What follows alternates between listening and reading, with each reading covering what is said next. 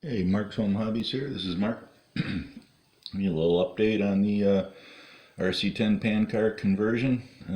Working on that while I'm waiting on parts for the WL Toys K969. So I thought I'd give you a little shot of my latest workings on the RC10L. Grab that and show you those fine drift wheels that I made there on the 3D printer. You can see I fashioned my own, and you can see there's a gyro inside there. That's the Dumbo RC 6-channel receiver with gyro and light control. I haven't put the lights on yet. It's running a 2S battery, a Tekin 510 speed control from the early 1990s. Phantom Racing stock motor. Robinson Racing 30 or 48 pitch gears, 64 pitch gears. Yeah, 64 or 48 pitch, I can't remember. I think those are probably 48. It's got a ball diff that's kind of almost locked. It's got a little bit of play in it, but pretty much locked. And this suspension is, I'd say, pretty loose. Kind of loose. Maybe could use a little looser spring in the front. I'm still tuning this car too, and the steering. I have major work to do with the steering, but for right now it's tracking correctly, you can see. And you can see the tires, the shape of the tires there kind of slides in a few degrees, and it seems to be, camber seems to be just about right. So let's put her on the track.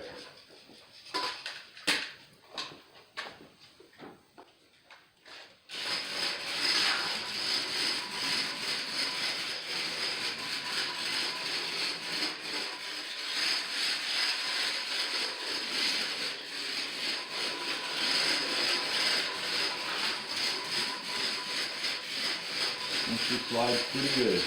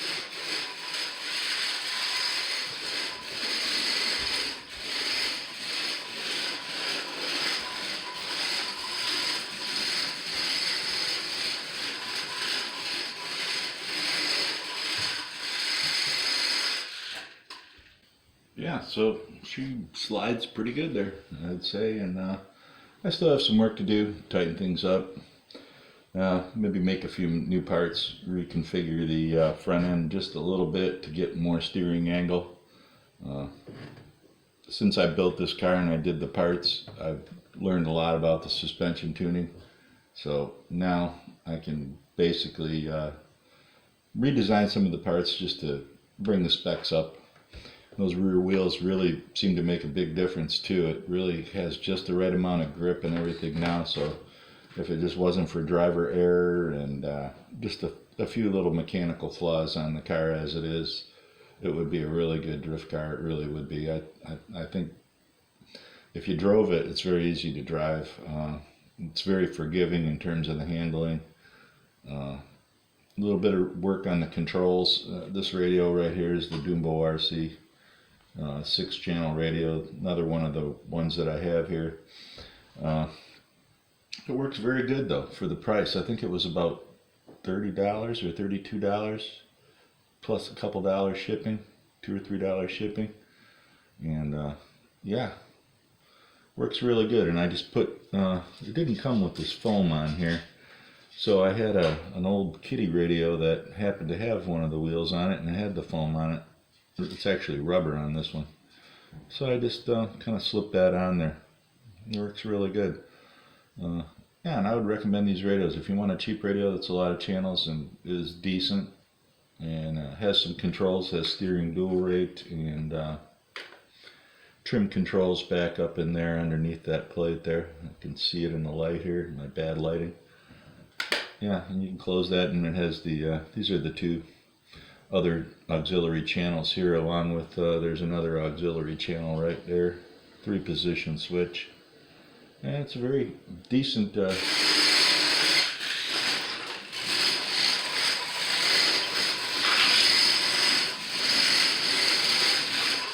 yeah, no grip there, that's for sure. So, and I think those tires are working out really good as compared to the ones that were the same as the front, which I just took off. So anyways, I hope you enjoyed this update on 1/10 scale racing on my 1/28 scale track with the converted RC10 Alpine car. If you got one from the 80s or 90s, you could put the parts on it and make it something like this. At least you'd be back to having fun with it. So my next thing will be to put the body on there and make it look more like a drift car. But yeah, so if you made it this far through the video, thanks for watching. Hope you click like and subscribe. Make a comment if you want. I try to answer everybody's comments that's not spammers. So yeah, like, subscribe, share, comment, all that good stuff. This is Mark's Hobbies saying see you in the next one.